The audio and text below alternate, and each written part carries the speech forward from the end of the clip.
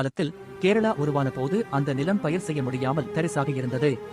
பரசுராமர் நிலத்தை செழிக்க வைக்க நாகராஜரை, பாம்புகளின் அரசன், நோக்கி தவம் இருந்தார். நாகராஜர் தோன்றி தனது விஷத்தால் மண்ணின் உப்பை உறிஞ்சி அந்த இடத்தை ஒரு பச்சை பசேல் என்ற மந்தாரச் சோலையாக மாற்றினார். பல ஆண்டுகள் கழித்து அந்த காட்டில் ஒரு பெரிய தீ விபத்து ஏற்பட்டது. அங்கு வாழ்ந்த பாம்புகள் தீயில் சிக்கி தவித்தன. அதைக் கண்ட ஒரு பிராமண தம்பதி தன் உயிரையும் பொருட்படுத்தாமல் தீயை அணைத்து பாம்புகளை காப்பாற்றினர். மேலும் தீக்காயம்பட்ட பாம்புகளுக்கு மஞ்சளும் இளநீரும் பூசி சிகிச்சை அளித்தனர். அவர்களின் அன்பைக் கண்டு மகிழ்ந்த நாகராஜர் அந்த தம்பதிக்கு மகனாக பிறந்தார். ஆனால் அவர் ஒரு 5 தலை நாகமாக அவதரித்தார். ஒரு கட்டத்தில் அந்த நாக மகன் தன் தாயிடம்தான் ஒரு நிலவரைக்குள் சென்று தவம் செய்ய போவதாக கூறி மறைந்தார்.